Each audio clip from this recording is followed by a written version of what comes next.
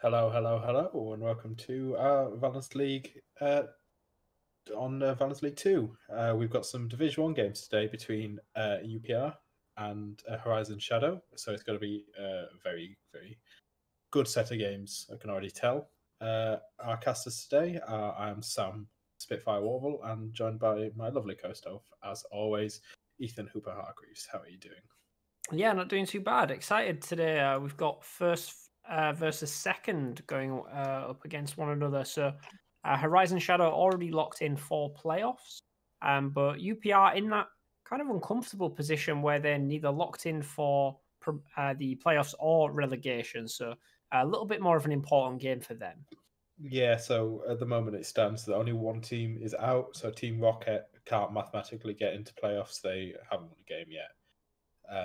So they're still at 0-5. Whereas the middle 2 to 7 teams are either sat on 3 wins and 2 losses or 2 wins and 3 losses. There's 3 of each. So it's very tight going into these last 2 weeks before playoffs. As reminded that only the top 4 teams go through, which will be interesting to see who it wins. United Poro of Runeterra picked up a very strong win last week against Quicksilver, another top team. So we'll have to see if they can carry that momentum over into this week. Yeah, definitely, and it'll be interesting to see how Horizon Shadow play this out. Obviously, already locked in, but will they be trying out some new strategies, potentially looking forward towards playoffs, or do they just want to try and go the full 7-0 for the split? Obviously, I think it would benefit them more to secure that first spot and get pick during playoffs, and perhaps come up against a slightly weaker opponent to get that nicer route towards the final. But we will be moving into to Champion Select just now. So we do have Horizon Shadow currently on the blue side with United Poros of Runeterra on red. Yeah, so first band's coming out. Senna, not receiving any changes, still one of the best bot lane picks at the moment. No surprise there, gets banned out. Some bans coming quick. Here we've got Fiddlesticks and Seraphine on the sides of UPR, and then the Hecarim following that out for Horizon Shadow. Pretty standard bans, nothing too, more just power picks rather than actual focus bans that I'm seeing here. Yeah, and it's worth noting today we are playing on patch 11.5, went live yesterday, and Viego is currently disabled due to a known bug, so the contestants today will not be able to pick that up. We're seeing the Rel first pick coming out from the side of Horizon Shadow, which is interesting. Here on patch 11.5, the champion has received a few nerfs, so it doesn't quite have the power that it did previously, but people really love the engage options and various combinations that can be used with Rel to link up 2 to 3 seconds worth of CC onto the target. Yeah, and the interesting of the Udyr ban as well, Udyr, because he did get nerfed again this patch as well. That's 2 patches running, but I guess they just don't want to play against it. I enjoy playing Udyr. He's just a nuisance to play against. He doesn't do a huge amount of damage, but just his clear speed in general is so good that you can just get just a farming advantage up over onto your opponent. So for the sides of UPR, their first 2 picks are the Kai'Sa, very strong ADC, hasn't been touched again, and the set for that could be top jungle or support, more than likely top lane. You don't really see it in the other 2, but can still be flex. Yeah, and like you said with the Udyr situation, I think it's largely, when we're playing on, like, say, the second day of a patch, players are still going to revert to comfort. Both our junglers here have played an awful lot of Udyr, given that it's been so strong for the last 2 to 3 patches. And when you've dedicated maybe 20 or 30 games in a few weeks to a champion and then it gets nerfed, is it better to just continue to play the thing that you're comfortable on, or revert to something that has just been buffed that you haven't played in a while? Speaking of which, we will be seeing the Ashe, which we haven't seen a huge amount of in VL, for X-Striker, and the Lilia will be coming out. So perhaps opening up the options for Lycaon to pick up an AD mid laner here, as we will be seeing Tenefu Zac here. This is actually his most played champion. Oh, actually, he's going to switch last second to the Nunu, which I'm actually quite surprised by, Zac being quite a common ban against Tenefu. Yeah, but I think the Nunu is more like a pick away from Pyro Tom. Last time we cast Horizon Shadow a couple of weeks ago, he did pick it up a few times. So maybe just taking that pick away. It does seem to be very popular at the moment in Valorant League. A lot of teams are picking it up. So as we go to the second round bans, we get the Corki out from the side of Horizon Shadow against Freezy, who had an immaculate game on it last week. Carried the hell out of it, so getting rid of that. And the Yone from the side of UPR with the Cass, so very much targeting Lycaon. Lycaon. We'll never know how to pronounce that, even though we've been told multiple times. I'm going The last ban Lycaon. was and the last ban coming out is Malphite. So we'll have to see what these two mid laners pick. I imagine on the side of UPR they try and get the counter pick, give the counter pick to Freezy, as he performed so well on it last week. Yeah, it makes a lot of sense. I'd be interested to see whether we see the Lucian or Tristana being picked up for Lycaon. Both incredibly strong mid laners at the moment. Fits really well with the Lilia jungle as well as with the Rel. So we're going to go with another potential AP option up in the top lane, as it is the top lane that is also missing, hence the Malphite ban. So trying to cut some of that engage. X-Striker just kind of playing with us here, I think, with a few of the hovers, but we'll see what gets locked in the end. It is going to be the Gnar, so again, brilliant CC combinations in team fights to come through with the Rel. And just now going to be locking in the final mid lane champion for Lycaon. Yeah, he did have a very nice game 3, I believe, against Rocket a couple of weeks ago, which was the last time we personally saw him. But picking up the Syndra, a nice strong laner. Got to be doing bits always got that kill pressure with the R. With the Gnar as well, there is a couple of stride breaker changes, which I feel like would suit the Gnar quite well. With stride breaker actually increasing the distance of the active, but just reducing the slow. So with Gnar in that ultimate form, we'll be able to go further. Then he's still got his CC with his ult and his Q. And for the last pick for Freezy is the Echo, who played this last week once the Kaki got banned out. So it's good. I feel like it's going to be a very explosive mid lane.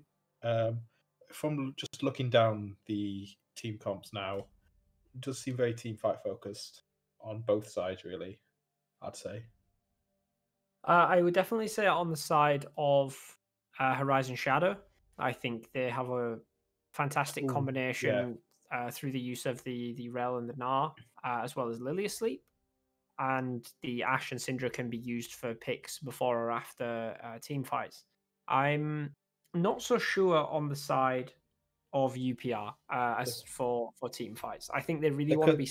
I think they want to be playing this as a 1-4. They want to be sending Freezy off into a side lane because theoretically nobody's going to be able to challenge that Echo once it gets a couple of items under its belt. And Gnar or Syndra aren't going to be able to cope with the mobility and damage of that champion. And I personally, I'm not a huge fan of Nunu in team fights. I think it's particularly in this situation when you're going to be playing against like a Rel, for example. I don't really think you're going to get an awful lot of efficiency out of that snowball. And an awful lot of the time, you do just see Nunu stuck in the middle of an entire team, not really doing an awful lot. Perhaps, soaking some damage. But Absolute Zero is going to be an easy cancel for the likes of Singer, Rel, Ash. In fact, the entirety of that side has got fairly quick and easy CC. So I actually think UPR will struggle if it comes to team fights around these major objectives. Okay, so I feel like to try and get around that, they're going to have to try and, as you said, lean quite heavily into the 1-4, just because obviously with the Nunu having the chomp, does a lot of damage to jungle monsters.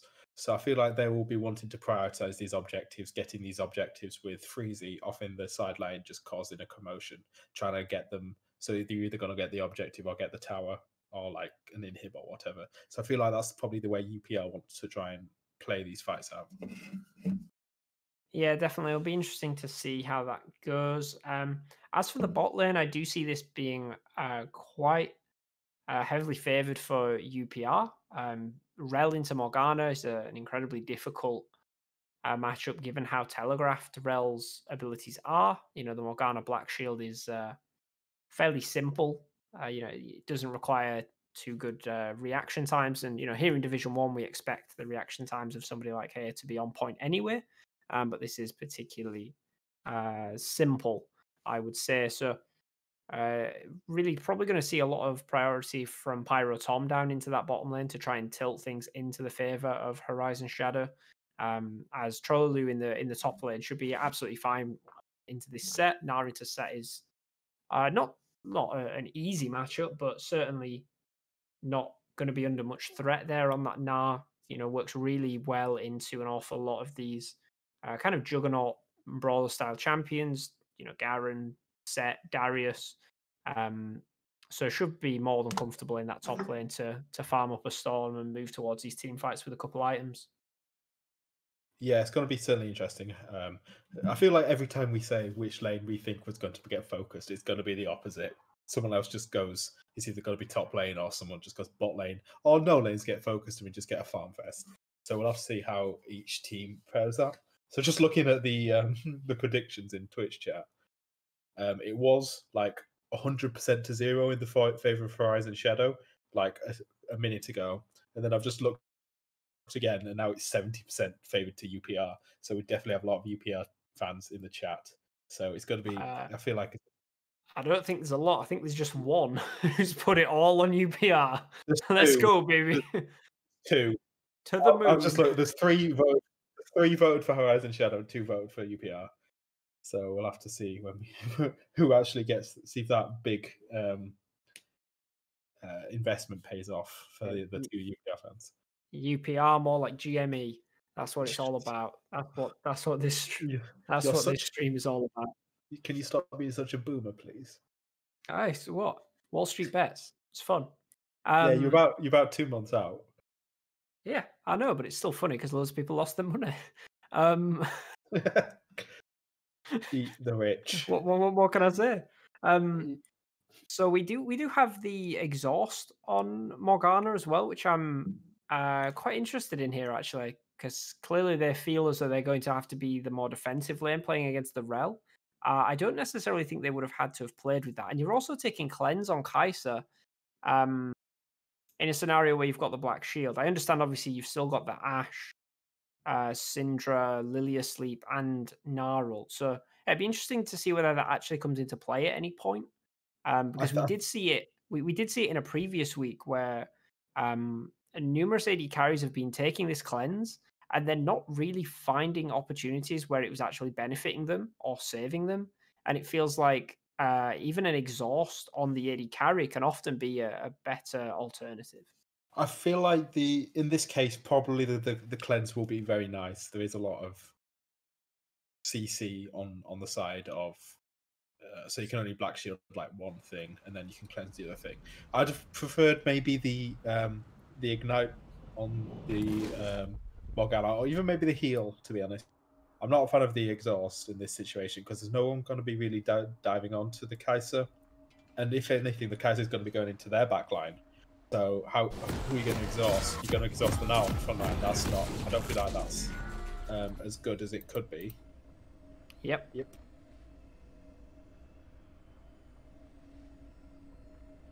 Fantastic, and we are going to be getting into game 1 of Horizon Shadow versus United Poros of Runeterra.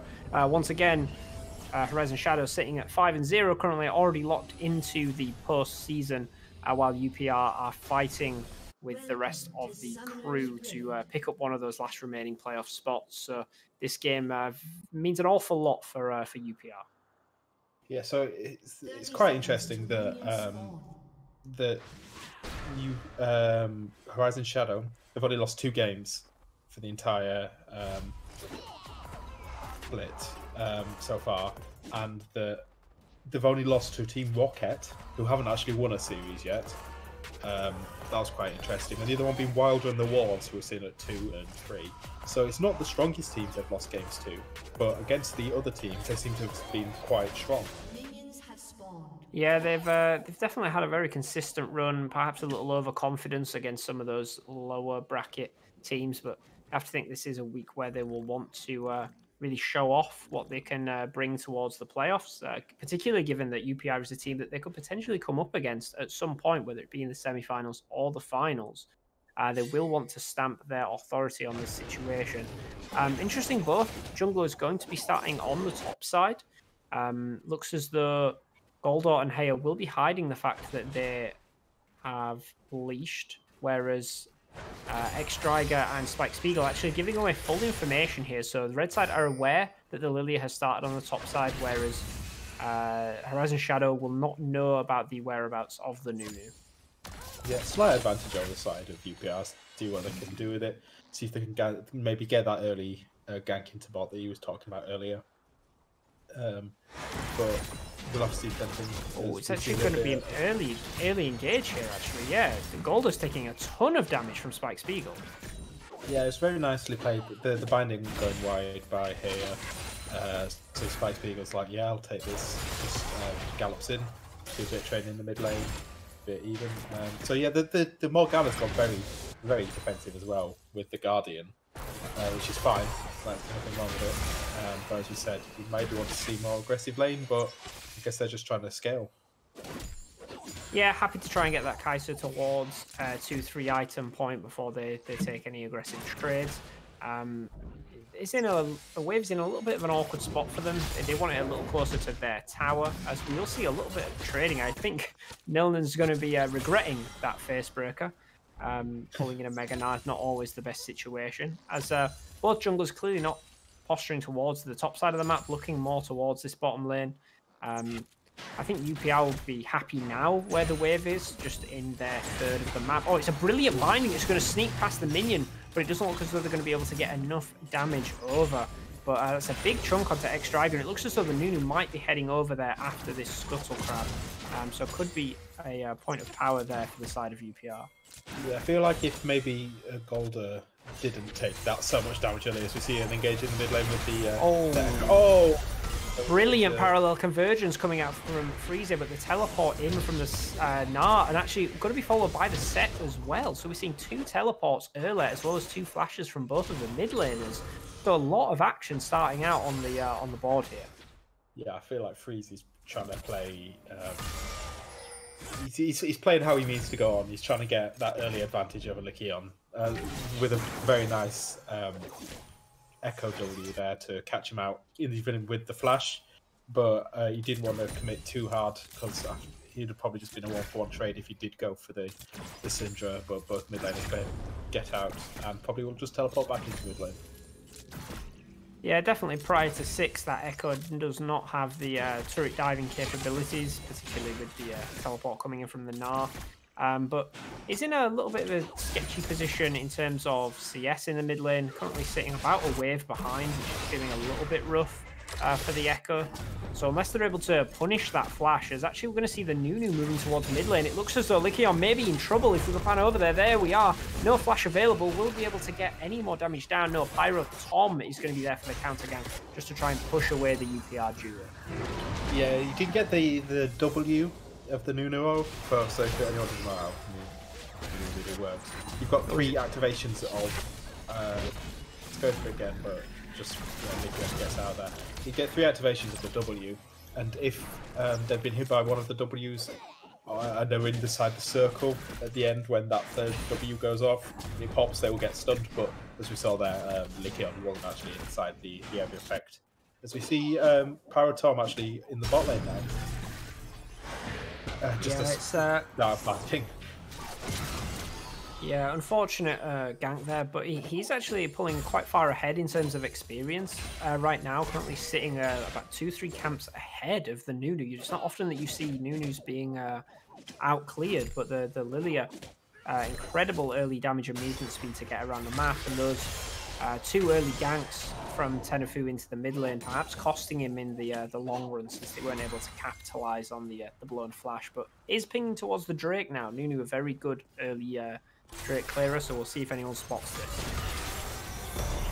Yeah, the Nunu did take quite an early back to get the Barmy. As we see Poro Tom now back into, probably will get this Drake uncontested, as the bot lane of UPR has also roamed over as well. But yeah, nothing too... There is a slight gold lead to the side of Horizon Shadow, as we see Naro in the top into the queue, into the boulder, and a flash out from Nilla. One more boulder. Ah, he's leveled up. Oh, he got the extra health off that as well. Yeah, he got the set passive as well was ticking on. Yeah, a slight misplay there from Trollolu, not being able to collide the set with the wall. But I really like the players. We will be going into a short pause. I actually really like his play there because he saw that the set had used the shield, so he knew he wouldn't be able to withstand the damage from the ultimate into W into Q. But just a slight misplay that actually cost him an awful lot of his health, but still got that nice CS advantage. And I also love to see the Cole coming out. Probably really, he knows that he's got a free lane in this situation. As we're going to see the snowball coming down here towards the bot lane. The Ashe does have the flash, but it's actually going to hit both of them as the binding is then going to land onto Rel. She's going to be taken down, and it's first blood to Tenefu. And Poro Tom is actually going to be trying to tower dive in the top lane, but they haven't got the HP. He's going to fall. Here he is, Nilden. He's going to get the 1 versus 2 kill, and Trollolu is not in a position to be hanging around for too long in this lane. He's taken another tower shot. How many is that in the last minute? It must be 4 or 5 at this point. Things have really flown the other direction here for the top lane of Trollolu. And Nunu is once again hanging around this bot lane. So with the Rel without that flash was just so easy to lock down with the snowball into the dark binding. As you see, it's Tenefu around the bot lane again. So he's not going to be able to get anything at this point. But yeah, we saw the activation of the debuff just to get so many stuns down onto the Rel. Actually excellent now. Jump into the follow-up, and the cleanse is incredibly late, so he will get the flash as well from Goldo, but it looks as though it's going to be a flash forward from Xdraiga to pick up the kill finally, but the Rel will go down as well. Will they be able to pick up the final kill onto the Ashe? The binding is going to land, and Tenefu is going to dive it. The Black Shield won't really achieve an awful lot, but they will get out of there with the kill. Heyer has been fantastic with these bindings so far this game. Yeah, so apart from those early couple that he was missing, these last couple of team fights have been absolutely flawless from him. Really getting some clutch bindings out and really swinging the bot lane in the favour of UPR. 2 kills onto the Nunu, so he's going to be feeling good. It's not probably the best person to have it on. Nunu's just going to get tanky. You're going on maybe the Kai'Sa or even the Morgana. Like, just throw that W down to get that extra damage. But UPR sitting about, swinging it back to about a K now in the lead. Yeah, and this is what I was talking about. We're going to see the Gnar coming out in the top lane, but most of that damage will be absorbed there. But Poro Tom is going to be able to make his way up, and nothing more will be doing. Nilden really managing to escape a lot of these situations in the top lane. But going back to that bot lane fight, Goldo, we spoke in the pre-game a little bit about the cleanse on this Kai'Sa and whether it was going to be used effectively enough. This is just another example where I feel like players don't use their cleanses correctly. It's actually going to be a flash into the parallel convergence. It's going to be a solo kill for Freezy in the mid lane. The man will not let me finish my point, but I respect it either way. It was a fantastic parallel convergence. Yeah, Freezy showed up last week, showed up this week. We'll see if he has to be the Freezy show again on this Echo. We'll definitely have the chance to show off, get some. He's always been bullying Lycion quite nicely. and does scale very nicely into the late game as well. So UPR is going to be happy where they're sitting, 1.4k up at just going on 10 minutes with the Drake as well. So they'll be looking for probably an early soul as well at this rate. Yeah, Freezy definitely in a strong position to move towards that side lane as we get later into the game. But yeah, what I was saying was just the how late the cleanse was used. You know, say there's a 2-second stun. If you cleanse when there's only 0.2 seconds of that stun left, it's kind of a waste of a summoner spell. And that's kind of how it felt in that last little exchange. So perhaps the heal or the exhaust would work better in that situation. As we're seeing Tenefu once again taking this snowball down into the bottom lane. It's going to be the counter engage from Spike Spiegel. The Magnet Storm is going to come out. Heya is going to drop out the chains, but it doesn't look like it's going to achieve a whole lot. Goldor is going to have to use the Killer Instinct to get out. There's another teleport coming in. Heya is surely going to go down here as the jump forward from Gnar. And now it's set in the middle of nowhere. He's going to get Gnar. He is not actually. He's just going to get stunned into the queue from Gnar, as we are actually seeing a huge swing back for the side of Horizon Shadow here. Yeah, it's just very well played by them. They were the Nilan, Trollolulu got the teleport out before Nilan, and also Lycion also had TP to come down to bot lane, but even with him joining, it was still a 1-5 Horizon Shadow. So very nicely played to get 2 more kills and get that goal back towards even. Or was it 3 kills? It was 3 kills, wasn't it? Yeah, because Morgana, Kai'Sa, and Set went down. Only Tenefu getting out of that. So we'll have to see how see if they can get that momentum going. But Freezy's just bullying this lane at this point. He's so strong. Yeah, excellent dodging on the back half of that as well to escape the Dark Spheres. I am surprised that UPR are having the ability to just walk in freely and take this dragon, but it looks as though Pyro Tom is happy to trade that for the Rift Herald in the top side of the map.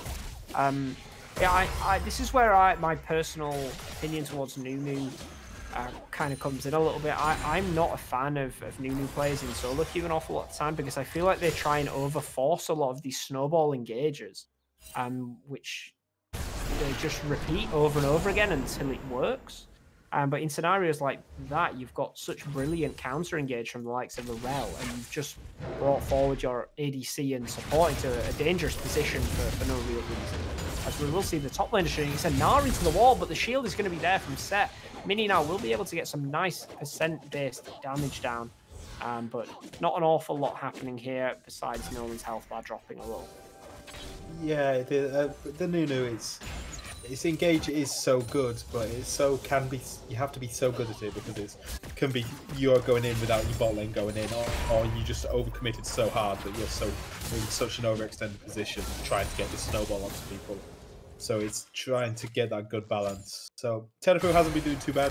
Got some good engage as well, so some not great ones. So we'll have to see how it goes into the late game. I feel like we do have to favour the Lilia, who just feels like probably offers quite a bit more in these later team fights and as the game goes on. Apologies. So yeah, as we hit 30 minutes, it's goals back to even, but I feel like UPR is probably in the better spot with the 2 Drakes. And the thermal style, as we see it dive in the top lane.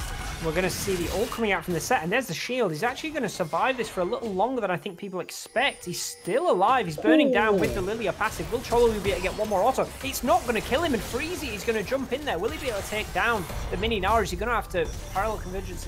Not going to land a stun. Tenefu is going to be running through, but Cholu is going to be able to take down Freezy. He is not, though. We are going to see the ultimate coming out from the Echo to restore that health bar. So another play in the top side, just turning around for the side of UPR. Really brilliant play here on the weak side top lane of Nilman. Yeah, it was very nicely played by Freezy again. He waited so long with the chrono break back to pop back to his ultimate. He was just waiting for, I think it was probably his E cooldown to come back. Couldn't get back onto the Gnar after the Gnar had popped away, so he just E'd back. But it was, the ult was in such a nice position that when he did ult back, he could just E straight onto the Gnar and be able to get that kill. So yeah, 2 kills on the Echo, 2 kills and 2 assists on the Nunu. Looking pretty tasty for UPR. Yeah, definitely some mechanical misplays happening here in the top lane. You know, Nilman being able to escape that with the auto attack from Trolloloo not finishing him off. And perhaps if they'd have had the Gnar ult for that exchange, they might have had a better chance of taking it down. So perhaps questioning some of the ultimate ability coming out here from Trolloloo. The Drake will be coming up in just over a minute, so this will be the third. Likely we see most teams contest the Dragon in these situations, so will be interesting to see how Horizon Shadow approach this. Yeah, no, they won't want to get to that soul point position, especially with the Nunu, who can just solo the Drake at any point with the chomp. As we see the Rick Herald being dropped in the bot lane, but there's 3 members of UPR. The Lily won't go down as well. Yeah, Killer Instinct in from Goldo is actually being able to pump out an awful lot of damage so far, but Pyro Tommy's going to take down the first kill. Goldo is only going to use the cleanse incredibly late again, and it looks as though it's going to be a triple kill over to the Lilia. And wow, that is so much money that is going into the pocket of Bamber.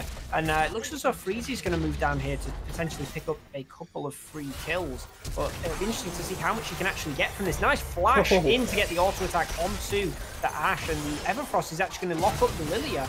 I don't know if he's going to have the damage to be able to take her down, though. Yeah, watch out, Eep is going to be able to maximize the distance between herself and Echo. So just the 1 kill being picked up there, so still a positive play here for Horizon Shadow. Yeah, 3 kills and the tower. You're gonna have to take that any day of the week. Yeah, it was very interesting from Goldar, because when he ulted in, it did look like he was going to clean up. There was 3 very low members, but at least the two bot lane members, Pyrotom was on about half HP, but the X-Trigger still had the Ashe ult ready, so as soon as the Kai'Sa jumped in, boom, got stunned up and just got taken down. So yeah, it did seem like a bit of overforce from the Nunu again, but what have we been saying? Maybe it's just us, but it does feel like that a bit again coming out from Tenefu, as we see a bit of a fight going around to get this vision up for this Infernal Drake. Yeah, we have seen the teleports in from Syndra and Gnar. Teleport not yet used for Set, but he is in the vicinity, so they will have that advantage moving forward. Nice binding onto the Gnar, but it doesn't look as though much will come from it. Dragon at 3k health. Tenefu is going to surely want to get his way near. Spike Spiegel is running interference, and the Smite will go over. Set has ulted his way into the entire team and has picked up that shield. Looks as though the Rel is going to fall here, but Heya is actually going to drop to the Morgana. Rel is going to go as well. Freezy is stunned up. Gnar is going to go down on the backline as well. It is a 2-for-1 so far, but Lycaon is in a difficult position. Golar is going to kill her instinct in, and it's a fail flash over the wall. You hate to see it, but Freezy is likely going to want to try and pick up another kill onto X-Driger, who is surely going to die with just 1 auto attack. That Everfrost is going to make it a little bit slicker as well, and Pyro Tom will hand over Shutdown Gold over to Tenefu. It's going to be an ace for the United Poros of Runeterra. So yeah, the Horizon Shadow get the Drake, will lose all members, only get 1 kill back, and they're probably going to lose his bot lane turret here as well, so not a great trade on their side. Let's go back to about being 1k in the favour of UPR. Yeah, Freezy looks so comfortable on his Echo, with the Everfrost managing to pick up so many kills, but very nicely played by UPR with the team fight, and obviously the failed flash out of Lycaon. It's got a sting. I like to call that the Soaz flash. I always remember Soaz doing it for some reason. He seems to be just the first person that comes to mind, but in the top lane. So yeah, you know what I mean. Yeah, no, I know what you mean. Don't worry. Yeah, definitely put them in a stronger position here. UPR moving into the later stages of this game. We are, firmly in the mid game now. Gold incredibly even though, and I will say though, at least for Horizon Shadow, they did pick up that dragon, so it does provide them like a 4 to 5 minute comfort zone where they're not having to worry about that soul. So they can kind of comfortably give up the next dragon if they feel that they have the better scaling position.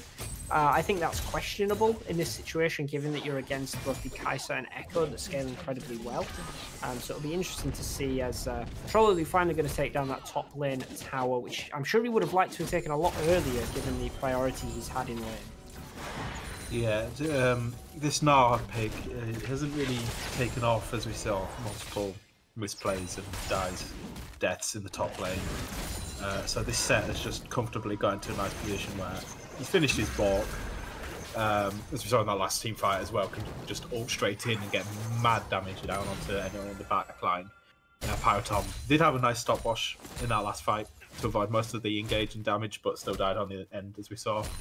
So we'll have to see, but 3 bounties on the side of UPR, so I feel like they've got the slight advantage here, even though the gold is pretty much even with that turret going down top lane. Yeah, definitely. The Haymaker coming out from Set is so useful in these team fights. You know, both the Rel and Set kind of swapped sides to run interference for the opposing side, and the Haymaker shield fully charged for the Set was just able to provide so much more. We will see the cleanse coming out from Goldor here. Once again, that's likely going to be down for the next team fight. It looks as though there's going to be another solo kill from Freezer. Lycaon cannot be happy with his performance so far this game. He's been caught out in multiple, what would the word be? Difficult positions. You know, not wondering whether he should stand the tower or go towards the wave. Well, you've got to say promiscuous situation. Yeah, I was, and I wasn't sure that was the correct word. So it's not. It's not. Yeah, difficult position, I guess. But he's stuck between a rock and a hard place, isn't he? He wants to go up to the wave to go and farm, or else he's going to get further behind. But if he goes up to the as we see, Trollolulu actually just running down Nilan. The Haymaker comes out into the ultimate. Is he going to have enough damage by the flash out from Nilan? Yeah, the Nar's coming very impressive at the moment. But yeah, the Syndra wants to farm, but can't because, as we saw, Freezy will just kill him as well. So not great. This Syndra isn't looking great, but the Echo with 5 kills definitely is. Yeah, and oh, here we go again. It's likely going to be the same story again. Everfrost is going to provide the slow for Freezy onto Lycaon. He's down to 400 HP, and he's not even had to use the parallel convergence for it. It's so sad for the Syndra right now. And with only 28 seconds on the Dragon, it looks as though that's going to be going over to UPR. So it's definitely a difficult time right now for Lycaon 18. Yeah, it's not his best game ever. Freezy just showing up again. Maybe he's going to have another target ban as well against it. But as we see the Horizon Shadow actually starting this sneaky Baron. Yeah, I like this play. Tenefu is on the other side of the map. They are finally going to spot it using that ward, but they were completely caught out by this. It's actually going to cost them a teleport from Freezy to get into that situation. So that has blown a teleport, and it doesn't look as though they're going to get anything more for it. Although Pyrotom is going to be in a difficult situation. The Gnar is going to push them away, but Goldor is going to jump in the background with that killer instinct. It doesn't look as though anyone's going to fall though. Brilliant damage coming out from Pyrotom. That's 1 kill. Over to the Kaiser and 1 for the Rel. Freezy is going to be solo HP. He's going to have to use the Chrono Pick, but the chains from the Morgana, it's going to stun up X-Strider. But the Zonyas is surely going to die immediately after. The Rel is split from her team, but she is under a tower. And it is actually going to be a fairly good trade for the side of Horizon Shadow. Goldor is also currently sitting on 200 HP. The Gnar is going to be able to clean this up. Oh, it's a brilliant Scatter the Weak coming out from the Syndra. And Freezy is just going to be able to slide his way over that wall. And it looks as though they'll actually go towards the Dragon here. It's a brilliant map play from Horizon Shadow. Yeah, it was a bit of an overstay from the side of UPR. There was it was the 2-for-1 exchange. With two of the members of UPR dying, and then they stayed around to clear vision around the Baron pit. Obviously, you don't want them having vision of it, but the fact of the matter was that you were way too low anyway to start the Baron.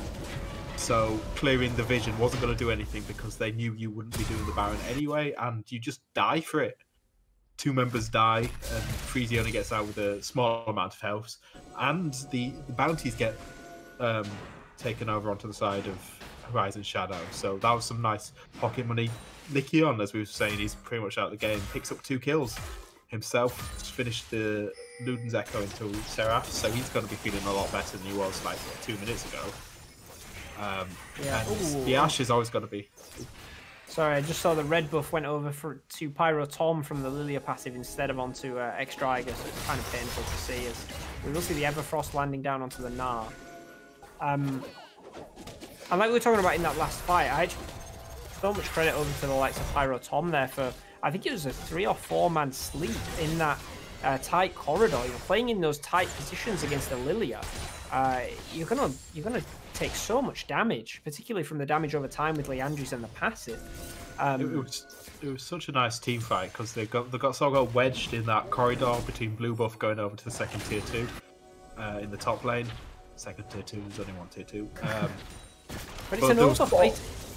It was an overforce again. Yeah, it's an overforce from Nunu once again. You know, running in with that snowball and thinking, yes, I'm gonna destroy this team. Flashes in to use the absolute zero, and it doesn't achieve anything. You know, you get the killer instinct in from the Kai'Sa, but she wasn't able to deal enough damage. And at the end of the day, you were just grouping up for the Lilia to be able to use that swirl seed and deal an incredible amount of damage. As we are actually going to see Pyro Tom get caught out here. It's going to be the Zhonya's absolute zero. It's going to be Zhonya's away from. And Goldar has actually dashed in just to die. But we will see the ultimate coming out from Set. X-Striker is going to fall. And now it's going to be Heya getting stunned up by the Gnar. Pyro Tom is going to be able to just bounce their way away with like 200 HP. And Nilnan is now in a difficult position with the Rel chasing. Parallel Convergence will be able to cover though. So it looks as though Horizon Shadow perhaps, you know, just making the better decisions here. I don't feel like it's that they've outscaled. I just don't think the decision making from UPR has been very good. Was there another overforce again from the Nunu with the snowball? That team fight was a bit odd because the Gnar was just on the Kai'Sa to start with. So when they did get the killer instinct in onto the Ashe, which would have been like a favourable trade for the Kai'Sa if she was not so low, as we see the Vel going in with the Magnet Storm, going just tier 1 going down as the set goes down with the ultimate out from Syndra. Not a lot to be said there, just very nice clean play out of Spike Spiegel. As we do, it feels like UPR now a 2k gold lead. I mean, note to Nilnan, don't use Haymaker to clear minions when there are 3 other people there. You've lost your best defensive ability. Yeah, it wasn't. Oh, this is what seemed like such a close game, or even focusing UPRs, just suddenly focused more to the side of Horizon Shadow. But I guess that's maybe why they're the best team in the league at the moment.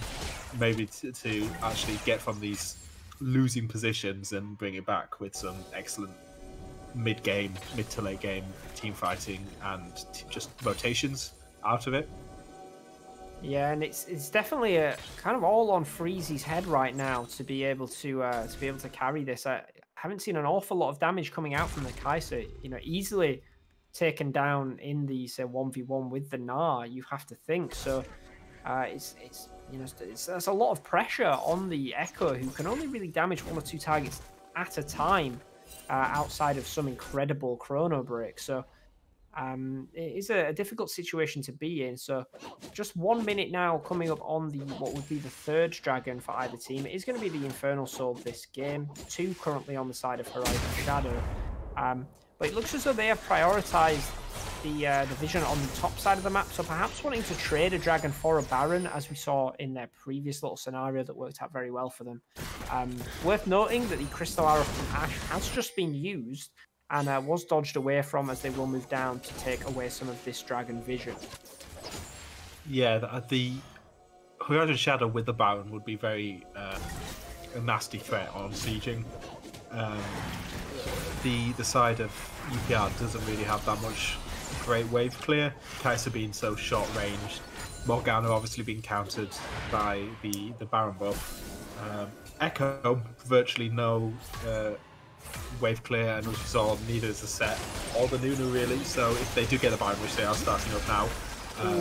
But they've not cleared the ward. This is a brilliant ward. I don't know who placed it on the side of UPR, but just outside the pit is not being tagged by any wards. And there he is. We're going to see the engage. It's going to be a Gnar against the wall. It's only going to hit 1 person. The settle is fantastic to allow the Kai'Sa to come in, but she's on the background 1 versus 3. She's able to pick up 1 kill, but that's about it. As so many people with blinking health bars, Tenefu just able to get away. Freezy is going to flash in, but he's going to have to ult his way back out. And it looks as though he might potentially fall to Pyro Tom here. The swirl seed is going to land. Nice Haymaker coming out from Nyland, but he's still going to get taken down. Surely, yep, there it is. The Stride Breaker coming out from the Gnar with the damage from Lilia. And it's going to be another team fight win from Horizon Shadow, 2 for 4. Yeah, it started off so nicely for UPR. Managed to stop the Baron. But I hate saying this, but I feel like it was an overforce from UPR. They could have maybe turned and not 4 again once they get those initial kills. The Kai'Sa goes down. Okay, that's fine. But you're winning 2-1 kills wise. But then it's just the turnaround. This Bambi with so much movement speed and so much damage, who's just managed to dodge away from the Echo, who just couldn't kill him. The set got close with the Stride Breaker, but just not enough. As they do pick up that third Drake, they're on slow point now. They've got almost 4k lead now. Lycion's come back into it. Was 0-3. He's now 4-4. So he's going to be feeling nice. Bambi with a lot of damage. We see the Magnet Storm in the mid lane. Onto very early engage coming out here, but the Black Shield was actually late. Oh, and it's a poor arrow coming out there. Scatter the Weak will land onto the Morgana, but the Zhonya's will counter the ultimate. Surely it's going to be a snowball landing. It's actually going to miss the Syndra, but will be stunned up by the Nunu. So much is happening here. Rel going to be hit by the parallel convergence. Kai'Sa is going to be able to pick up the kill onto Syndra. So a little bit of a misstep, perhaps getting a little overconfident here on the side of Horizon Shadow as they lose the team fight in the mid lane. Yeah, they did get 2 TPs out from Nilan and Freezy. Oh, it's a brilliant strike breaker forward into a Gnar ultimate from Chololu. He's going to be able to pick up a kill on the backside, surely. As he's actually going to be ulted away from Nilan, but he will likely fall anyway. But was it worth it for what you've lost on the other side of your map? As Pyro Tom actually playing this fantastically under tower, still going to die, but it will pick up another kill onto Chololu. Parallel convergence is not going to achieve anything, but going to be the ultimate coming out from the Echo, surely going to fall to Chololu here. Yeah, there it is. It's going to be another 3 kills going over to the Gnar, who played that team fight spectacularly. Yeah, it was an odd fight. They dove the Nunu and the Echo as we see the Gnar into Goldar, who's just going to get run down. That was this. Goldar's not having a good game at all. Goldar got Stride. Sorry. Go ahead. You're going to make a joke about getting Stride broken. Well, I was just going to say, it was Stride Breaker into Gnarl into death. Respawned, walked to the mid lane, got Stride Breaker, Gnarlted, and death. All in the space of around 40 seconds. No, not good. As we see Horizon Shadow starting this Baron for the 3rd time. But there's only the Nunu and the Morgana in any close position. They do have vision on it. They know it's happening, but they're not even rotating over, so they're just going to give this up. So Horizon Shadow will be playing these late game team fights immaculately as they do take the reset. 8-2 and 8 on the Gnar for Chololu.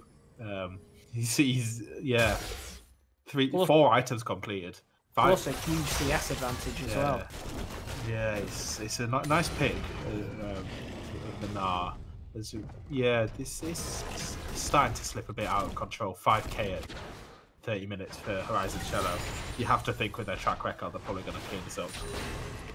So we've spoken a little bit throughout this game about the overforcing, perhaps from the likes of Nunu and Set in the teamfight situations, but I think one of the other major issues has really been Goldar being perhaps a little overconfident and killer instincting into the back of these team fights where there's 3 or 4 members, as it's going to be another sleep that it's actually going to be immuned by the Black Shield, which is fantastic work there. Pyro Tom going to be in a little bit of a sketchy situation here. The Zhonya's will keep him safe. Goldar is going to be Nard again. God, this man is stunned permanently.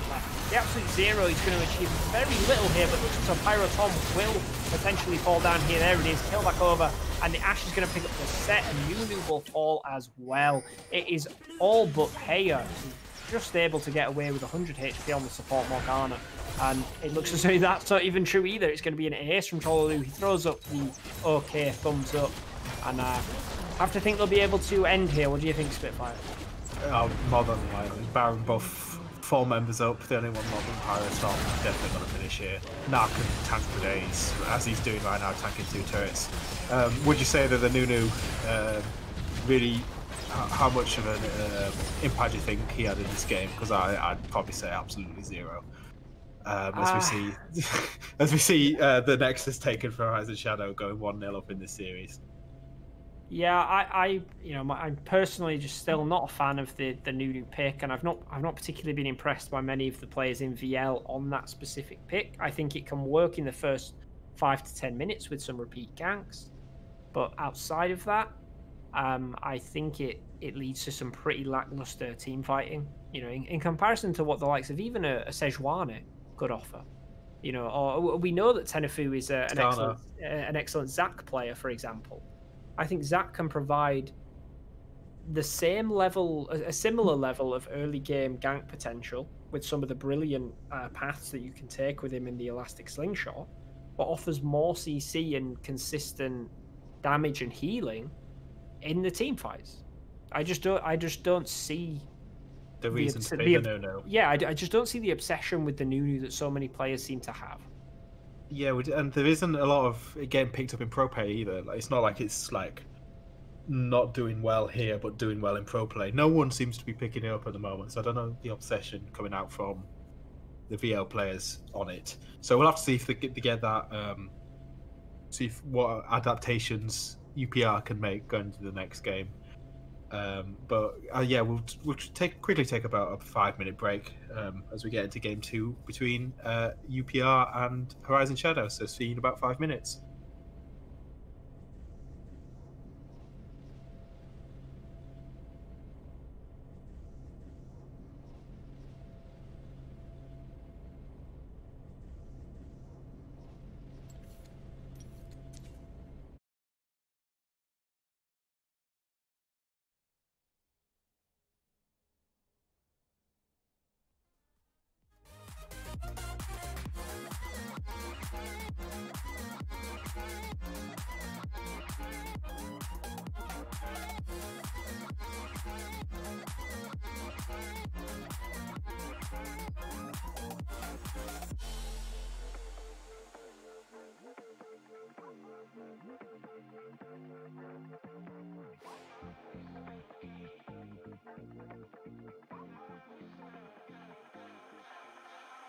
I thought I was doing okay without her.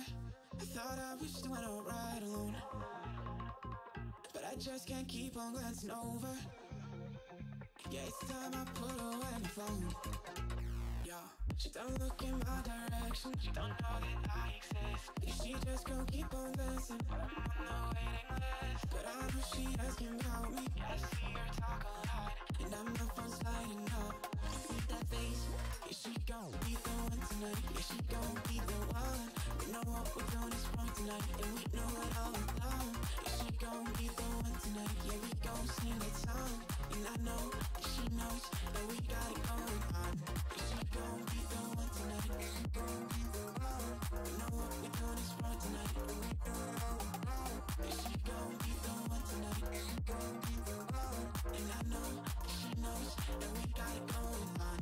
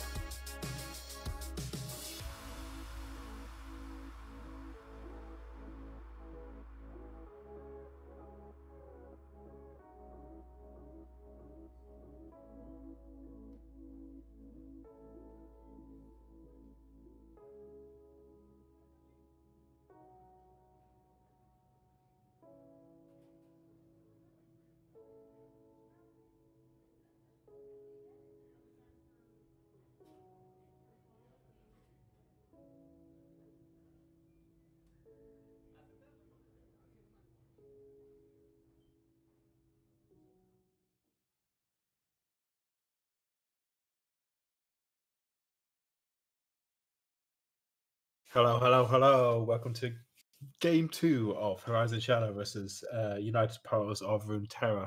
I am still Sam Spitfire Warble, joined by Ethan Hooper Hargreaves, as we are seeing Horizon Shadow being 1-0 up after quite a back and forth game, pretty even in the early game, even favouring UPR.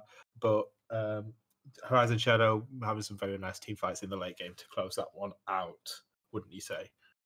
Yeah, it was really that little Baron bit where they were, suggesting that they would trade the Baron for the third Drake, which really unlocked the game for them. They ended up being able to wipe that team fight and pick up the third dragon for themselves, and that kind of really just destroyed the soul plan coming out from UPR. It caused them a huge issue. So, be interesting to see whether they can play the map a little bit better in this second game. Both sides retaining their side of the map. And it will be the Senna ban coming out first once again.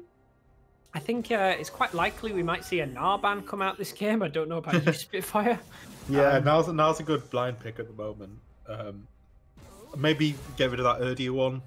The other two seem okay, but we'll have to see what UPR favour. But yeah, it was a very nice game out of Trollolulu on the Gnar. But also, I'd have to say Pyrotom had a phenomenal game as well on the linear. But his stopwatches and Zonya's were impeccable. Yeah, he was the sleeper MVP of that game in my opinion. Funny. The thing is that wasn't actually intentional. Like okay. I genuinely meant that, but now that you've mentioned it, it's actually just good. Is this going to be the salty run back? It feels like a salty run back. Oh no, we've seen that on this time.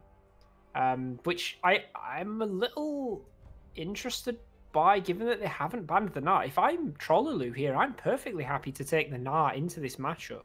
It's not as easy as the set matchup, but it has a little bit less damage than the set, so you can certainly still farm up to a 4-item point like we saw in the previous game. So I'm a little confused here by the UPR draft so far, as it's going to be a Callista this time around instead of the Ashe. Xtriger feeling like he can improve on that game 1 performance. Yeah, it's definitely more definitely a lot of bot lane focus here from the side of Horizon Shadow. The Callista wants to get ahead and stay ahead. Does a lot of damage, and we see the Urgot into the Ornn. Urgot, I do not like playing against. I just think he has way too much damage, and I do not like him, especially playing Ornn into him. So we'll have to see how Nilan does, but I feel like he's just playing the weak side again. Oh, we do like to see that, the Zac instead of the Nunu for the side of UPR. I think he's been listening to our cast to get that up. Yeah, I'm definitely happy to see the Zac come through instead of the Nunu this time around. Can provide the passive for the Killer Instincts just as well, if not better, than the Nunu can. Seeing the Cassiopeia, likely to see the Yone ban come out once again towards Lycaon, who really was the member that was able to be punished. When we get into game and into waiting to catch up, I'll go a little bit more in depth into the Ornn Urgot matchup and some of my opinions on that as an Ornn player. But we will finish out this draft before I get into that.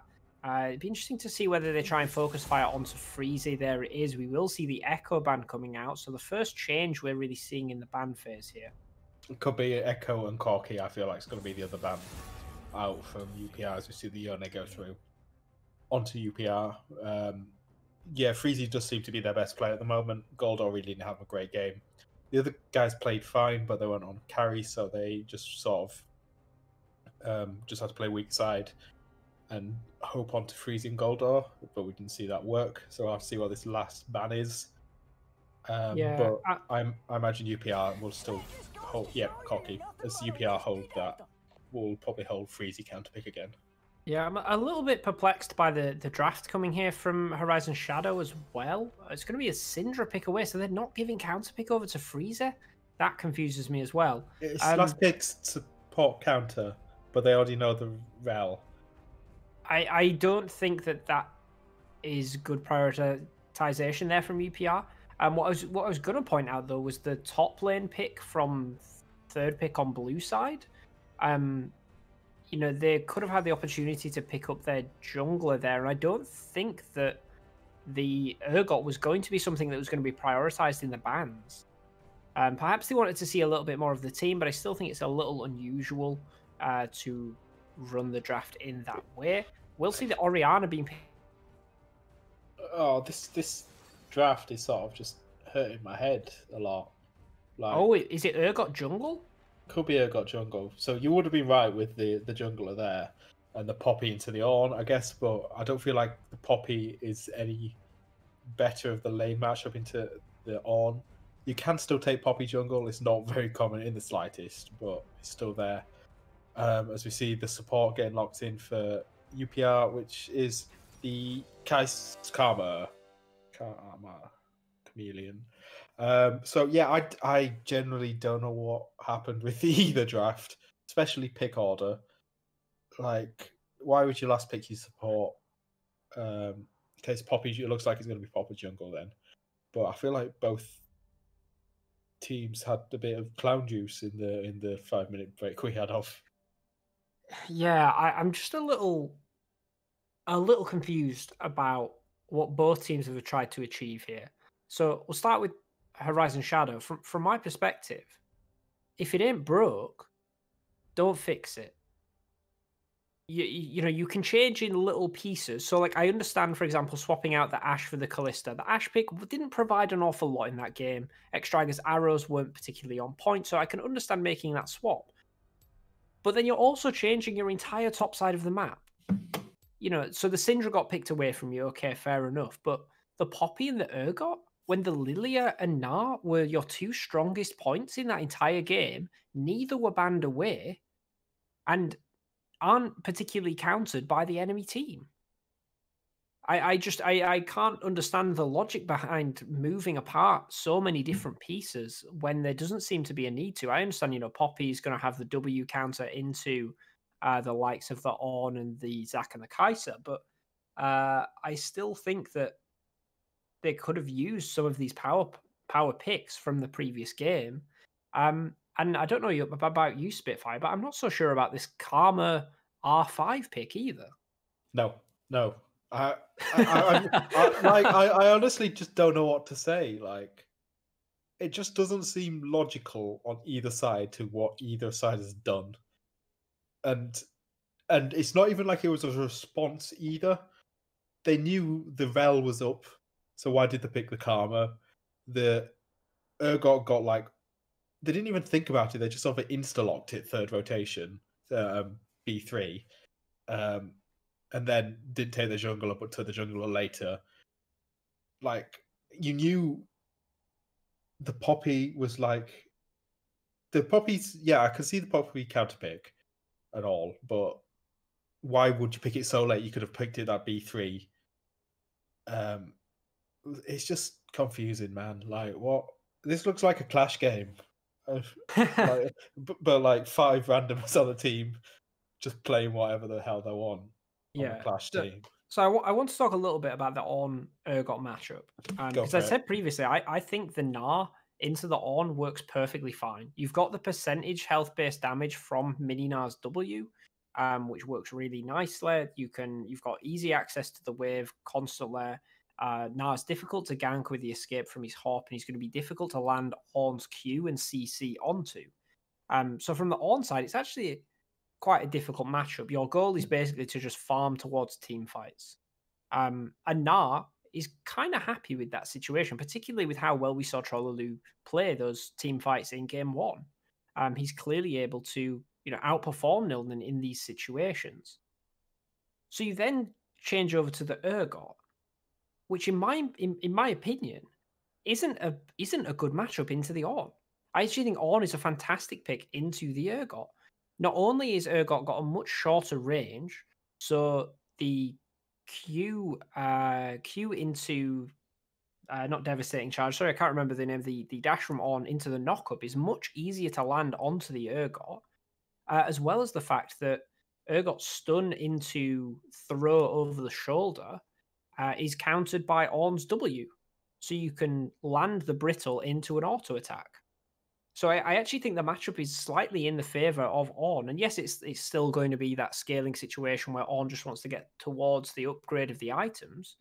But it's going to be a much more comfortable situation for Nilnan in this scenario than if he just played against the Gnar that wasn't banned away from game one. Yeah, I don't know, like what's going to happen, but sorry, it's Unsealed Spellbook that's actually going to be used on the Ornn, so that's an interesting choice coming out from Nilnan. Not going to be going. Teleport. It's Grasp usually go, isn't it? It's often Grasp. It'll be interesting to see whether this plays any sort of role throughout the game. Again, we do have Predator Poppy as well. Yeah, this is a much wackier game than we had in game one. In game one, we were talking about how often the likes of the Nunu get picked up in VL, and seeing the common picks that we see within Division 1. And as you mentioned, with this feeling like a clash game, we are seeing a lot more unusual picks coming to fruition here. Yeah, and they don't really feel like team comps either. It's like they're trying to get their one up on the laner as you do in Clash. It's not, you're not thinking about, oh, what goes well together. It's I think I'm comfortable on this, I'm going to play this. Let's just see how it goes. So we'll have to see how these team fights go for both sides. But as we just have the quick pause to make sure everything's synced up. Yep.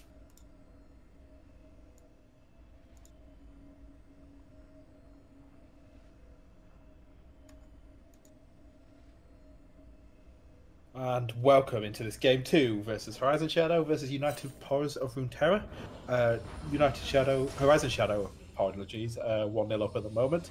This game is sponsored by Clown Juice, as we see these wacky jaffs coming out. But we'll have to see what happens here. I generally don't know who's got the upper hand here. Horizon Shadow have been the better team overall, just in the history of this sort of split. So maybe give their edge to them, but UPR have also had good moments, so I wouldn't be surprised if they make it 1-1. Yeah, and we've seen Freezy perform fantastically throughout this split so far, but in particular in the last game, he was really the shining light on the side of UPR. And I actually think it's really going to be on Goldor to step up in this game too. We saw him going for a lot of the killer instincts into the backline, into 3 members, and being taken down before being able to dish out enough damage. Probably here actually going to face check into Nilnan. Not really going to come to an awful lot as both teams just fan out and avoid any invades, the common VL strat.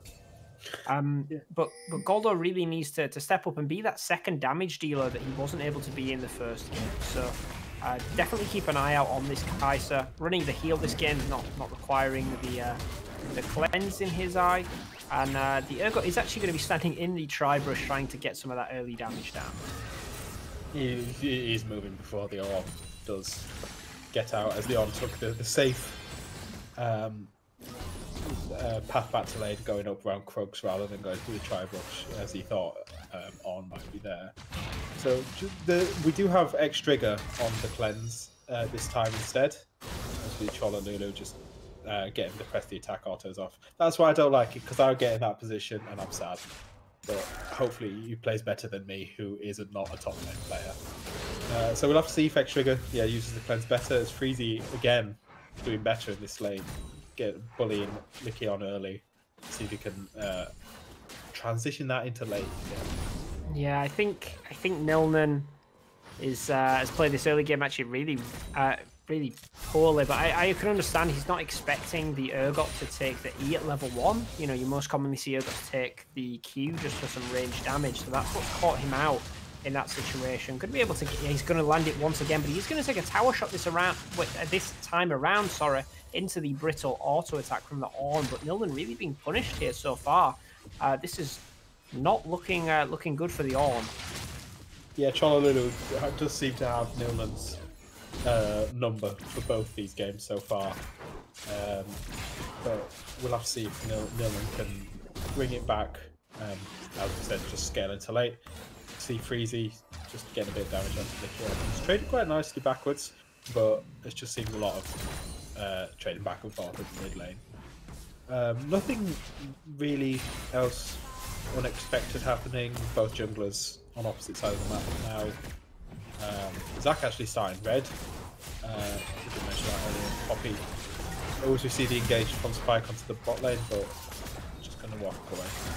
Yeah, didn't have the, I believe it's the W or E set up to get the follow-up stun onto both the bot laners, so perhaps could have had a slightly better trade there. Scatter the Weak Will lands, both mid laners continue to just trade, as Tenfu is actually going to come in for the gank, flash away from Orianna, but flashing to the opposite side of the map. We're seeing fights in all 3 lanes, goddammit Spitfire. Oh yeah, we've got Goldor, the Ignite, flash forward from X-Trigger, with the heal Ignite, and the Goldor does actually go down with no one else going down on the lane. So you see X-Trigger trying to run down Heya here. It does have the flash, but can they get... No. That was a nice W. Oh, and he's gonna die. He's nice to minions. Heya played that. Oh, as we see Spike Spiegel having a bit of a toll there on the Rel. But yeah, the very nice W out from the Karma managed to get that root down inside the minions to kill X-Trigger. And across the map, it was just a 1-for-1. Probably favouring Horizon Shadow. They did get the first blood bonus, and it is onto the Callista rather than the Karma. But UPR not in a bad spot either way. So yeah, let's just take a stock of what's been burnt across the map. Nilman, we did actually see him manage to get the charge out before the Poppy ring came down, so he didn't actually have to flash. He didn't get the buffer didn't happen, whereas Pyrotom actually burnt his flash, as has Lycion, as we see Spike Spiegel going in as Pyrotom is also here. Oh, great stun going over onto the Karma. Pyrotom's going to land the stun into the wall there, but Heya is going to be able to flash away. Pyrotom, you're going to have to get out of there, man, as Goldor's going to get the passive and kill over onto the Poppy. That's a 3 versus 2 situation going badly. Might be able to pick up a kill onto Spike Spiegel here as well. Oh, God, it's a disaster once again for the side of Horizon Shadow. They're going to have to try and clean up some of this team play moving forward in this game. Yeah, Goldor's definitely in a better spot than he was last game. Yep. CS advantage and 2 kills under his belt as well. Definitely going to be very nice on this Kai'Sa, with the Karma as well to shield him up, as UPR are actually taking the first Drake here just off screen. Excuse me, I'm sorry, I'm drinking a lot of energy drinks. Lycion, yeah, as I was saying, burnt the flash in that engage. Freezy did not, but we've seen X-Trigger actually going to burn down Goldor here as soon as we complimented him. Yeah, Goldor just staying far too long in the lane there. Should have perhaps taken an earlier reset. So that's going to be another swinging gold, and the CS advantage now got to go over to the Callista. Likely going to hit the level 6 first, as well as we do see the level 6 coming out from top lane. Ooh, Freezy in a difficult position here. Lycion catching him out and stopping the recall, but there are multiple members of UPR nearby, so it doesn't want to overcommit. Yeah, this is a proper clash game. Cloud Fiesta all across the map, as we see Heya, as Spike Spiegel managed to get onto Heya, who doesn't have the flash anymore. The Orianna's Shockwave. Yeah, he just goes down for trying to clear some vision. Spike Spiegel still does seem quite comfortable on the Val pick, so we do see why he has first picked both games for him. So let's just take a minute, try and take stock, but as soon as I say that, something will go wild. So no flashes on the bot lane for UPR or side of Horizon Shadow. We do have the Hex Flash on Spike, and the only person on the side of Horizon Shadow with a flash is Trollolulu at the moment. Yeah, so we're seeing the top laner here move towards the mid lane. If that vision hadn't been there, they were perhaps looking for an elastic slingshot into Call of the Forge God play.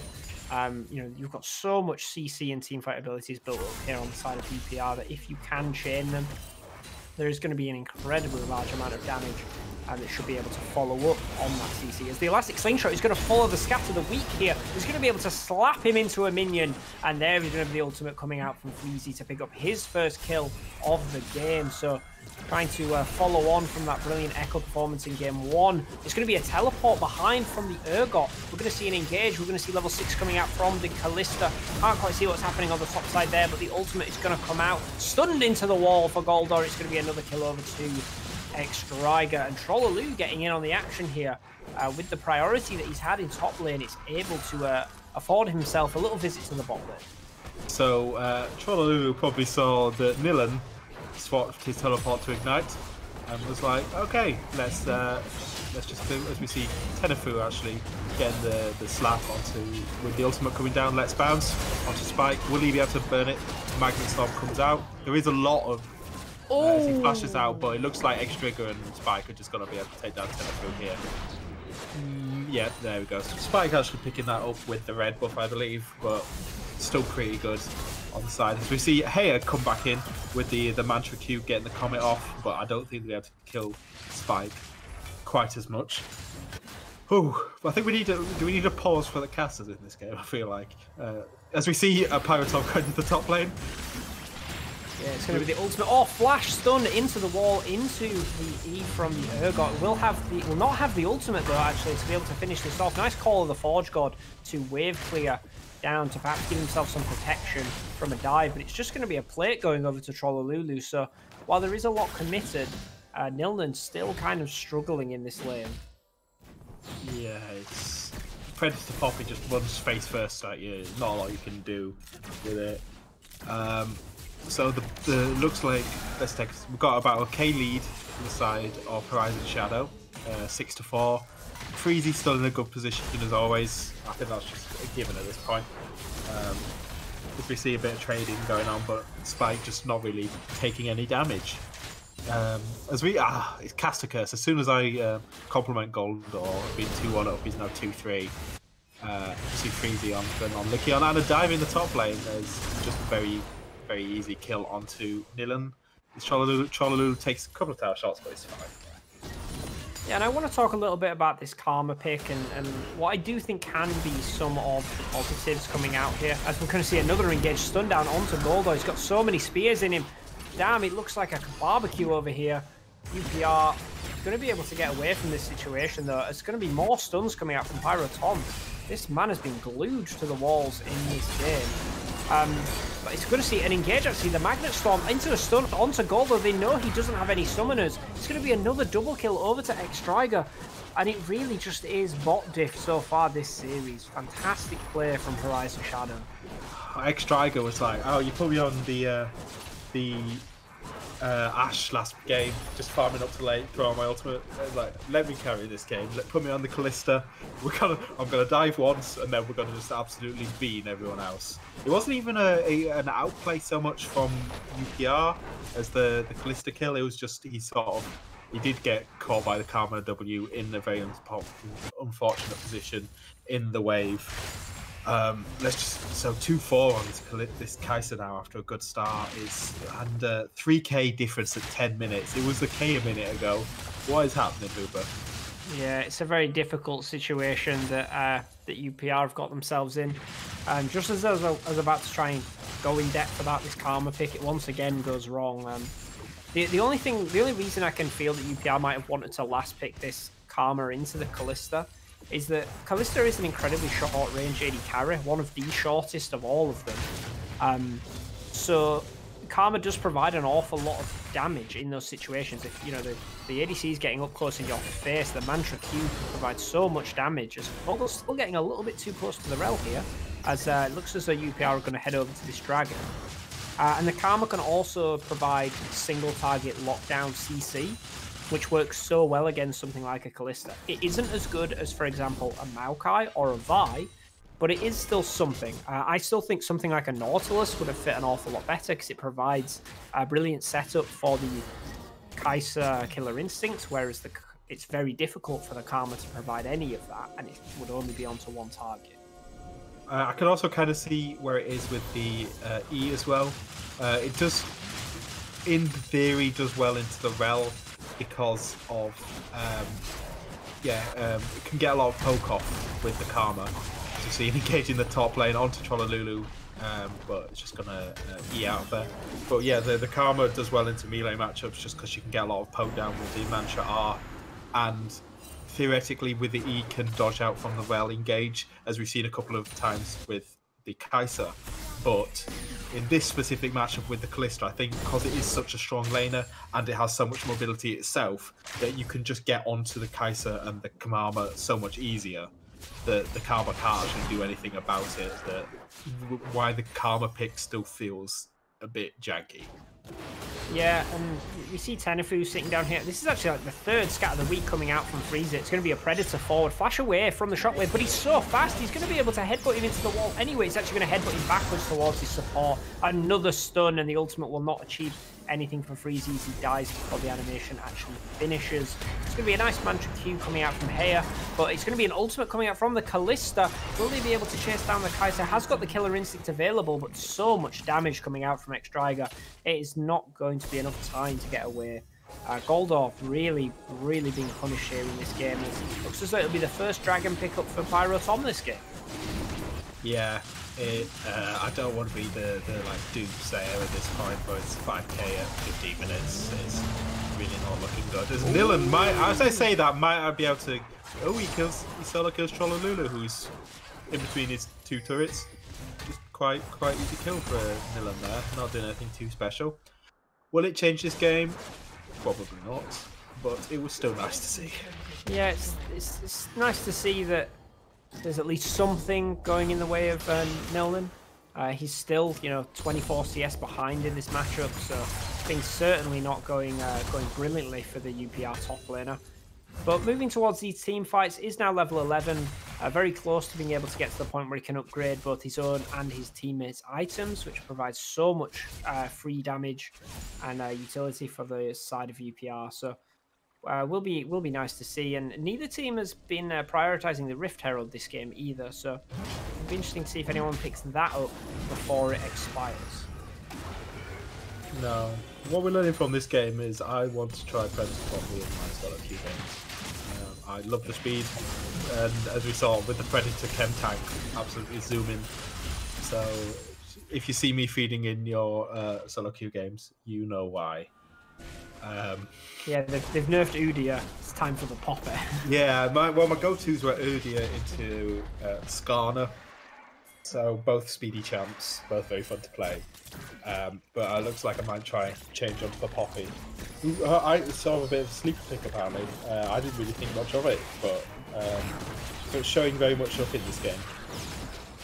Yeah, and I definitely think there's been some mechanical errors. I don't think Tenefu has used the elastic slingshot, to the greatest effect. He was only able to really get off that one gank. Outside of that, hasn't really achieved an awful lot. And likewise for Nilnan in the top lane, I think a bit of poor performance in the 1v1 scenarios has been camped a little bit with multiple dives from Pyro Tom, but I still think could have played a lot of the interactions a little better. As the Rift Herald going to be dropped in the mid lane, very important to be able to open up the map in that way. And Trollolulu is actually at the tier 2, promising some damage down onto the Kaiser, as the Herald is likely to get a second push here. Yeah, the Horizon Shadow just seemed so much in. Obviously, a great engage from the as Trollolulu joins from the side. The Spike Spiegel flashes out. We've got Tenefu in the middle. Does get eaten up by the Urgot. But he went into the passive form, so he still went off. Goldorf Killer Instinct's in, but it's just gonna die. Flash straight into an Urgot. You really hate to see it. Triple kill for Xtriger there. Three kills onto UPR for just Spike's vehicle going down. Again, it just feels like Horizon Shadow at this point are just a bit too far ahead. 8k at 17 minutes. They are literally knocking on the base of UPR. Yeah, I feel bad for Goldor in that situation. You can see exactly what it is he's trying to pull off. Gets a nice little killer instinct to be able to finish off one kill, and tries to use the Gale Force forward to take down Trollolulu. But he's just got too much health. Manages to be able to crawl his way away on those little spider crab legs with about 100 HP, and then just gets chased down. So you have to think if Goldor had maybe finish that Runans, then would likely have been able to pick up multiple kills there. As it was a brilliant engage from Frieza with the 2-man scatter of the week into the elastic slingshot and knock up from Nilnan, but there just wasn't any damage to follow it up. But, as we know, Syndra, not the best in teamfight situations, predominantly has single target damage. The Dark Spheres are difficult to land onto multiple members in a team fight, particularly with the cooldown. and without the Kai'Sa there immediately, it's just too difficult to get damage down onto the likes of a Poppy and an Urgot. Yeah, we have to look at the bot lane's kill participation at this point, as we see Pyrotom with an excellent wall slam onto Tenefu. Nilnan is around, but Spike Spiegel just jumps in, and the Let's Bounce out from Tenefu to get away. Pyrotom is chasing the I don't know what to call it. I can't remember what the counter was called, but we saw that. We'll call it the root. The root from Karma, as Spike Spiegel does miss the Magnetic Storm, but I feel like they're just going to transition onto this Drake now. It's actually called the Focused Resolve. Oh, and okay. I would have never got that in a million years, I'm not going to lie. Not Karma Tether, that's what I was looking for. Tether. Yeah, that works a little better. As they will be picking up their second dragon of the game. Freezy has just resigned himself to split pushing on the side to pick up some of this standing gold on the map. But they have to be worried about potentially an early dragon, particularly with, even though the Rend from Kalista was nerfed on major objectives a couple of seasons ago, it is still a very effective tool to take them down quickly. And Nilden going to get chased back all the way to the base by Trolloloo. So a difficult situation here. Has gone the the Iceborne Gauntlet, on the Ornn. You're starting to see this a little bit more commonly now instead of the Sunfire. I'm personally a bit more of a fan of the Sunfire Aegis, but I can understand why, given his matchup. Yeah, and as I was saying before that mid lane altercation happened, the bot lane's been involved in 12 out of 14 kills, as we do see Horizon Shadow move on to this Baron. They are pinging it on the sides of UPR, but I think it's just going to be burned down before anybody can get there. Tenefu is coming closer. Goldor's just been caught out by Trolloloo though. Oh, it's going to be a solo kill. Oh, he's actually going to have to Killer Instinct away. The knock-up from the Call of the Forge God will land, but he's likely going to be able to walk away from this scot-free with a Baron buff to boot. And I think that has to be the earliest Baron of the season. Oh, it's going to be the Turbo Chem Tank running in onto... Oh, it's a brilliant Magnetic Storm coming out from the rail. Can't quite see who's going to fall in the backline. They're just going to be able to get away. The Ignite from Spike Spiegel going to pick up Goldor, who has really had a rough week in this series, as they'll be able to take down the first inhibitor. Will they be able to get more than this? As it does look as though they're going to recall. And the waves aren't in an exactly amazing spot. They maybe could have rotated bot, but I feel like it's probably better just to have backed, as they have done. Yeah, in that fight, Trolloloo did actually miss the ult onto anybody. It just went wide. If it maybe got onto the Zac, they may have been able to kill him and then fold that up, but they did hook him with 2 kills onto Nilnan and Goldor anyway, and picking up the inhib and inhib turrets. Yeah, this bot lane for Horizon Shadow, after having a quiet early game, getting camped a bit by the Nuno last game, decided just like, let's show up this game. We're bored. Let's go ham, effectively. Yeah, and I actually really like this third item pickup coming out from Xtriger with the Lord Dominic's Regard. He knows that he's constantly having to fire into this Ornn and Zac that have been building up the armor, and just feels as though with that third item he can burn through an awful lot of that. So I think it's a really intelligent choice here. Often we see the Rage Blade, but it has been nerfed on this patch. Will push Nylon back there into his own team, but just a little bit of poke damage.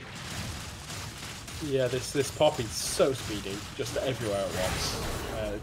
As we saw, it just ran in between the two so they could get the Relston off. As Trolloloo is actually just on the base. Tenefu is here, so he does flash away, but on the opposite side of the map, they look like they're just going to pick up this tier 2 in the top lane. It's 12k lead, 22 minutes. This game is mad. It's seems a bit of a stomp at the moment, but we'll have to see if UPR can bring it back. Trolloloo is going in on just manages to throw a kill Freezy. That feels so bad for Freezy. It feels like he's got enough damage. Oh, it's going to be a great stun into the tiny little ward there. Magnet Storm onto 3. They are stunned for days, and they will be taken down. Only Tenefu and Nilnan are able to survive. Kalista likely going to fall hit to the tower, so a little bit of a blunder by Xtriger, but they will not care as Trolloloo is onto the Nexus towers. and it looks as though they're going to keep that 100% win streak alive, and even moving to a 12-2 record in terms of games. Damn, Horizon Shadow going 2-0 against United Poros of Runeterra. Yeah, wow. Yeah, that is the best team in the league right there, and you can see it definitely. Just overall, an amazing game out of the side. An absolute 23-minute stomp, 20-7 kills. They didn't really put a foot wrong at all in the entire game. Really credit to them. Yeah, fantastic game there coming out from Horizon Shadow. So yeah, fantastic. As sorry, the just some issues in the Twitch chat at the moment. We will get that all cleaned up. Fingers crossed. So yeah, really moving forward. It's kind of a difficult situation now for United Poros of Runeterra. We'll try and get an update on some of the other results. I've got them here. Oh, fantastic! I believe. Oh no, this is Division 2 at the moment. So a Freak of Freaks, yeah, won 2-0 over Fireflies. Therapy Session beat Horizon Light 2-0 as well. So those are the ones, and I'm just having a look, see if there's any more. It doesn't appear to be any other updates at this moment in time. I'll just have a look who actually is playing at the moment.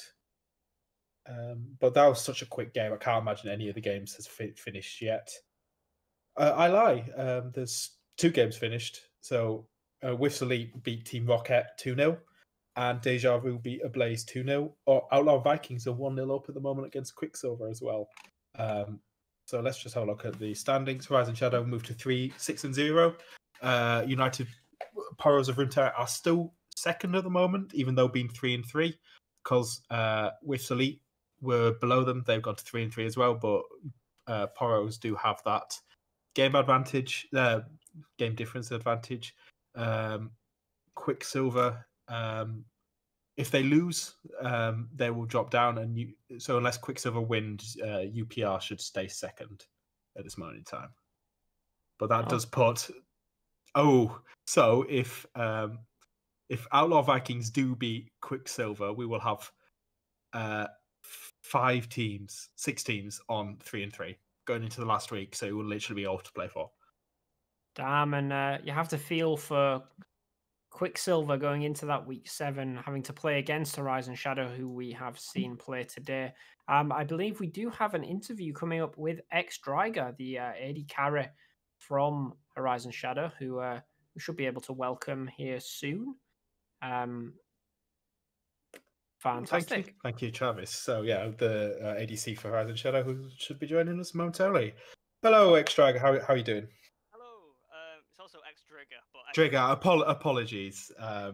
Everyone calls me X-Drigger anyway. Apparently, there's meant to be 2 Gs. Okay. So X-Trigger, thank you for joining us. So what were your initial thoughts after that series there? My initial thoughts were, I can't believe I died to minions at like level 3 or whatever it was. Second thought was, got to play Callista and VL. That's also cool. And it's nice to not be carried by my team. I got to do it for a game. Granted, that'll be the only game that it happens, but yeah, there you are. Yeah, you did have. Apart from that initial level 3 death, that was a phenomenal game coming out from both you and Spike. So can you talk me through this Callista pick? Because we were thinking maybe you'll just do a run back of the Ashe Rel again, but you switched it up with Callista. Any reason for that? Well, I wanted to play Callista game 1, but obviously they picked Set. We thought it was going support, and we were just a bit like, ugh, it's a bit naff that, innit? And then they just camp bot anyway, so it's a good job we didn't pick Callista, because Callista Rel is just a really strong combination, right? I mean, you saw how just often you can go in, Rel can just finger engage, and after his movement speed's gone, you just pull him out with the Callista ult, so it was good. And then game 2, they picked, what was it, Ornn, so we just knew that they'd have to, they're going to counter pick support anyway, right? Because they're not going to counter pick top. Yeah. So you just thought, screw it, let's go for it, and then ended up picking Leona, which was smart. Was it Leona? Yeah, it was Karma. Right? Yeah, I was actually going to ask you about that, because we on the cast we were really confused by that, with the R5 Karma lock-in. What was kind of going through your heads when you saw that? Was that kind of surprising to you guys? Well, I thought we'd have to freeze pretty early. That's why we kind of surrendered a lot of pressure early game, and the early levels, because obviously Karma's Q is what on like such a low cooldown and it slows, which just stops Callista doing what Callista wants to do, as well as the W. You're just never going to get out of range of that. So I was thinking we'd have to play a little bit safer, just not blind engage, predicting that the jungler was going to come bot a lot. But after they just misplayed a few times, we're just like, nah, okay, screw it, let's just go in. Then after they didn't burn, Karma didn't burn Flash, Spike had the genius idea to tell our jungler to come back and not burn Flash, and said that Karma had burnt Flash, and so Tom went in predicting the Flash wouldn't be there. The Flash was there, and he died. So report Spike. No, nice. Yep, we do like to see the supports getting the justice they deserve.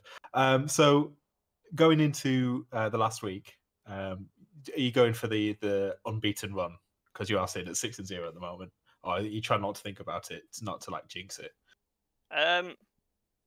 We're against Quicksilver, right? So they're a bit of an unknown. Yeah. The team have scrimmed them once before I joined, and they've done all right at this split as well. I don't know if they're winning the game, but I think they were 3-1 or something, or 3-2. So they were at the moment they're 3-2, but they are losing at the moment to Outlaw Vikings 1-0.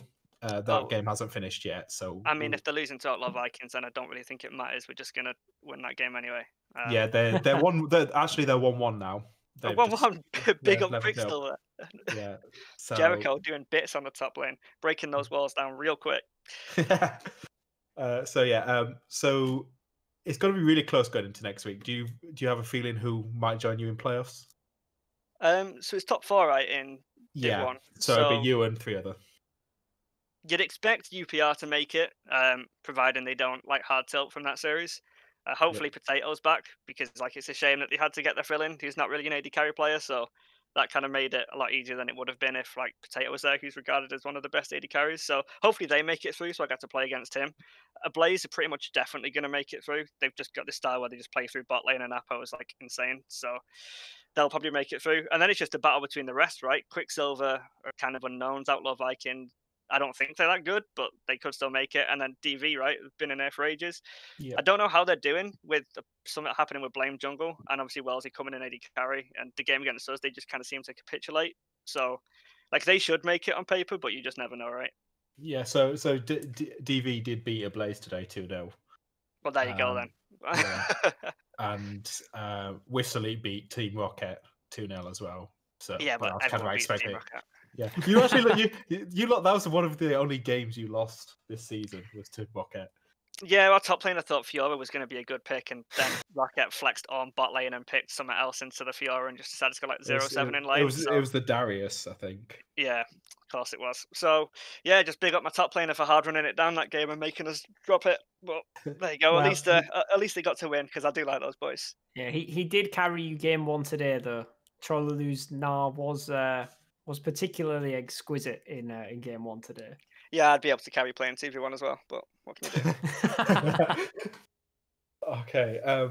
Any last questions, Super? No. Just anything you want to say out there to the fans of Horizon Shadow? There's fans.